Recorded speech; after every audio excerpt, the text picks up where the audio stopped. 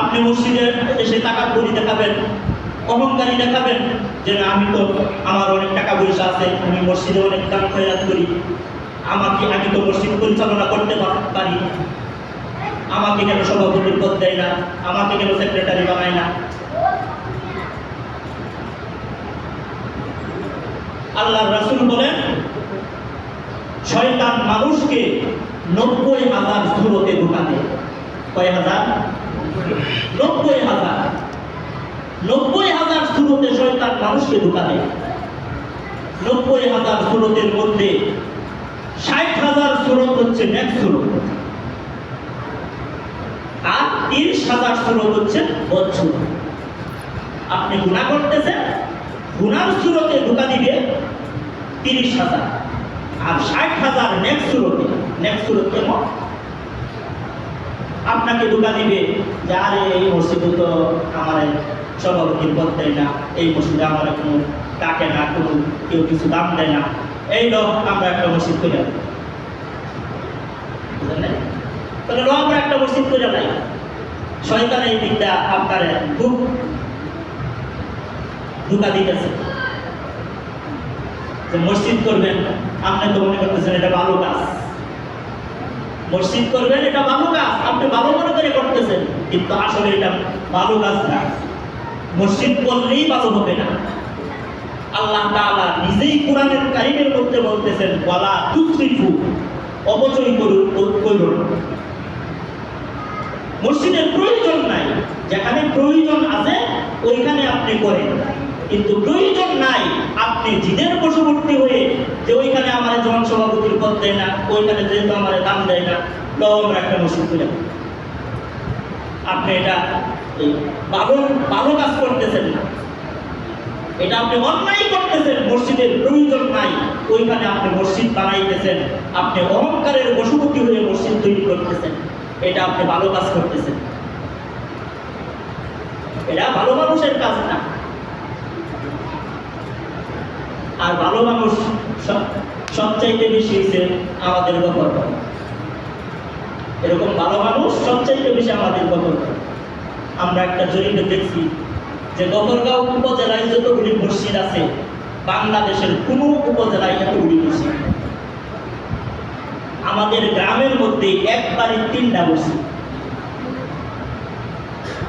এক বাড়ির মধ্যে 3টা মসজিদ। এমন করে যে বাড়িটাকে অনেক বড় না, অনেক বড় না,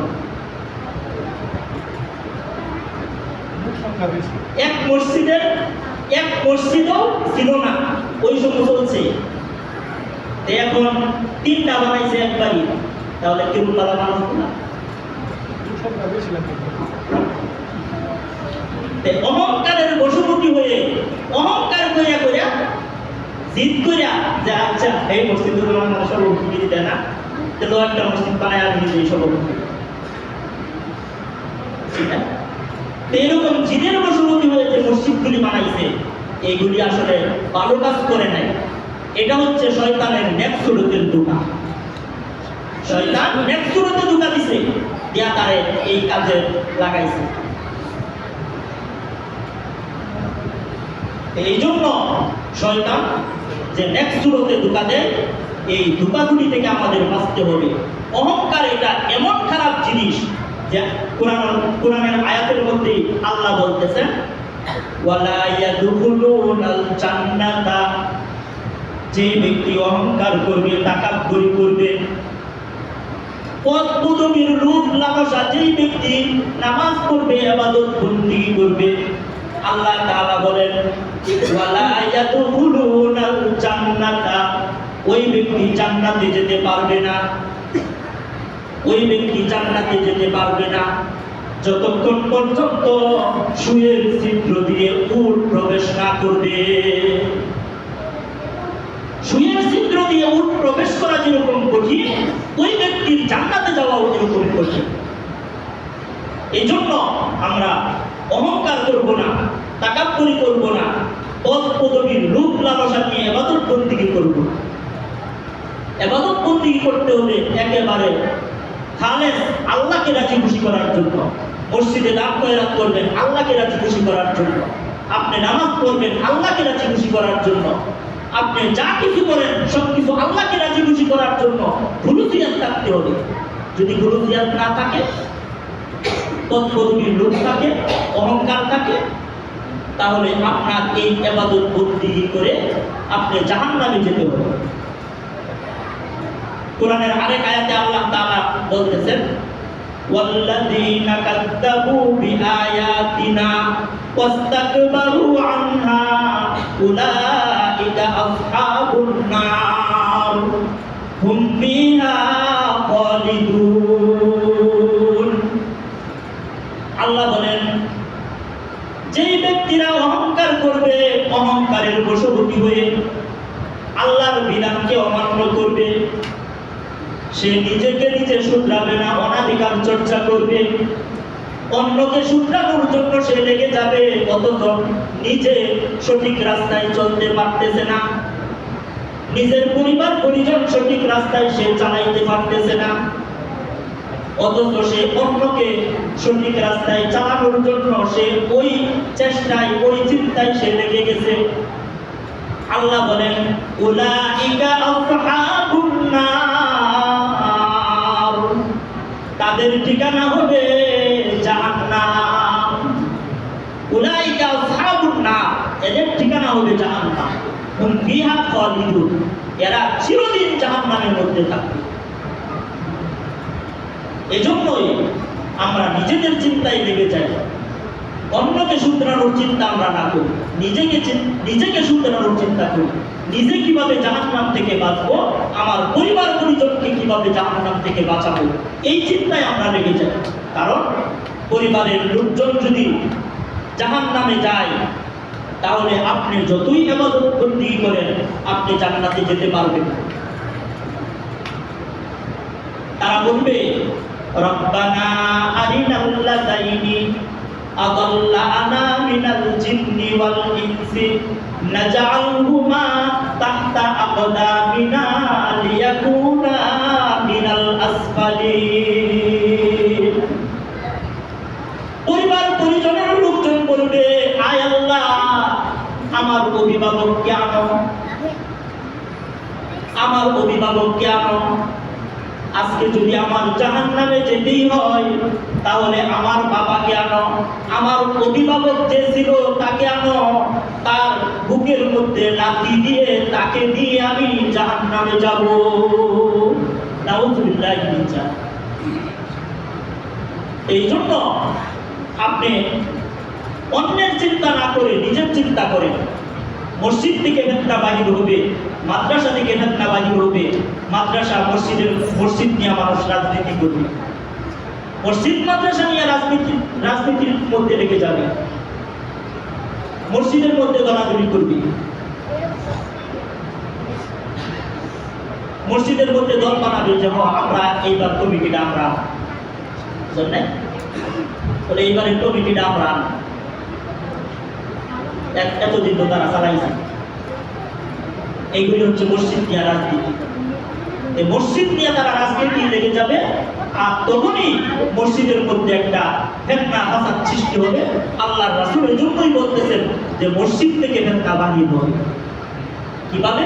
ওই যে দলাদলি মসজিদ নিয়ে করবে, হ্যাঁ করবে আমরা সভাপতি, তারা করবো আমরা সভাপতি, আমাদের দল থাকবো এইবার পাওয়ারে মসজিদ আমরা পরিচালনা করব। এই ধরনের ফিতনা ফাসাদ যখন করবে, তখন মসজিদ থেকে ফিতনা বাহির হবে, হেদায়েত বাহির হবে। আল্লাহ রাসূল বলেন, ওয়ালা ইয়াবকা মিনাল কুরআনি ইল্লা ইসমুহু ওয়ালা ইয়াবকা মিনাল কুরআনি ইল্লা রাসমুহু। কুরআন তেলাওয়াতের শুধু রতন থাকবে, ইসলামের শুধু নাম থাকবে, ইসলামের শুধু নাম থাকবে, কাম থাকবে না। আর কুরআন তেলাওয়াতের শুধু রতন থাকবে, রসমি কোরআন তেলাওয়াত। যে হুজুর আমার বাবা মারা গেছে, আইন একটু কবরের বারে যাই, 3 বার সূরা ফাতিহা ক্লাস করেন, 1 বার সূরা ফাতিহা করে দোয়া করেন, রসমি রসমেরা। আপনার বাবা মারা গেছে, আপনার মা মারা গেছে, আপনি কবরের পারে যায়া প্রতিদিন কেন সূরা ইয়াসিন তেলাওয়াত করেন না? আপনি কেন প্রতিদিন ছুড়ে আছেন আপনার বাবার কবরের পাশে দেয়া করেন না? এটা তো আপনার দায়িত্ব। একটা রসুম হয়ে গেছে। আল্লাহ রাসূল বলতেছেন ওয়ালা ইয়াবকা মিনাল কুরআনি ইল্লা রাসমুহু। কোরআন তেলাওয়াতের শুধু একটা রসুম থাকবে, কোরআন তেলাওয়াতের রসুম থাকবে, যেটা একটা রসুম। তার কবরের পাশে আসেন, ঈদের দিন একটু দোয়া করি, এই রসুম হয়ে গেছে।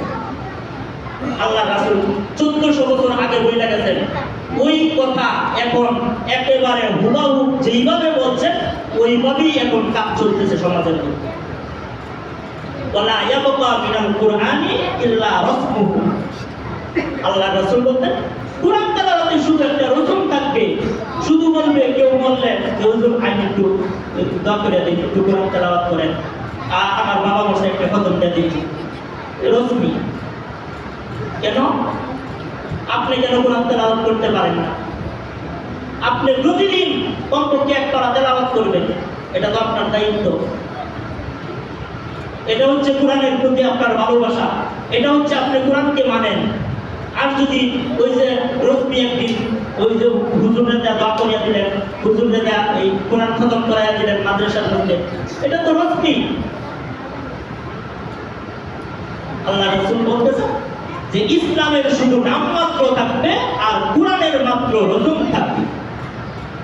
ইসলামের নাম থাকবে, তারা শুধু ইসলাম, ওই ইসলামের নামটা শুধু থাকবে, কিন্তু সংসদের মধ্যে ইসলামের কার্যক্রম কোনো কিছু থাকবে না। বিচার কার্য ইসলাম দিয়া করবে না, কোরআন দিয়া তারা করবে না, ধ্যান দরবার কোরআন দিয়া তারা করবে না, ইসলাম দিয়া করবে না, বিচার আচার ইসলাম দিয়া তারা করবে না। ইসলামের শুধু নাম থাকবে, সেটাই ইসলামী রাষ্ট্র।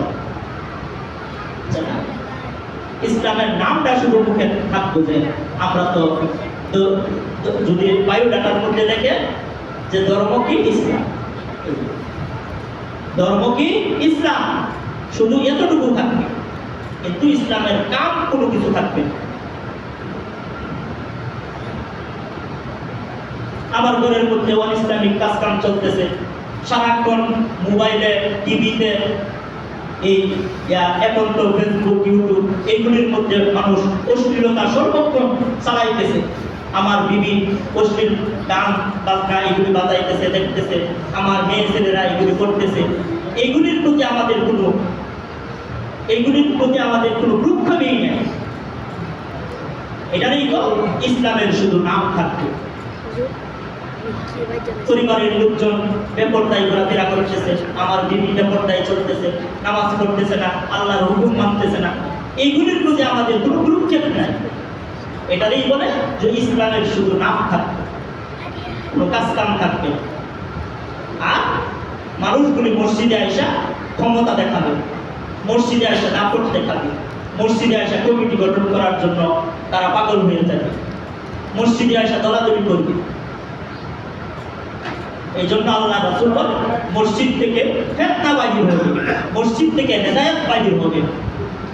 এই জন্য আমরা এই সকল অহংকারী কাজগুলি অবশ্যই আমাদের বর্জন করতে হবে, এইগুলি থেকে অবশ্যই আমাদের বেঁচে থাকতে হবে। এই সকল দলাদলি, দাঙ্গা হাঙ্গামা, মারামারি, কাটাকাটি, এইগুলির মধ্যে আমরা কখনো এইগুলির দিকে অগ্রসর হব না, এইগুলি থেকে আমরা পিছপা হয়ে থাকবো। নিজেকে সংশোধনের কাজে আমরা লেগে যাব, নিজের পরিবারকে সংশোধনের কাজে আমরা লেগে যাব। অন্যকে সংশোধনের দায়িত্ব নিজের ইয়া থেকে আমরা ছেড়ে দিই, অন্যকে সংশোধনের দায়িত্ব আমার না।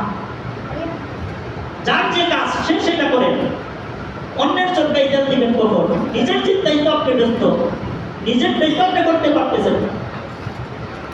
এই জন্য এই কোরআন এবং হাদিসের এই সঠিক কথাগুলি আমাকে সহ আপনাদের সকলকে আল্লাহ তাআলা যেন মানার তৌফিক দান করেন। সকলেই বলি আমিন।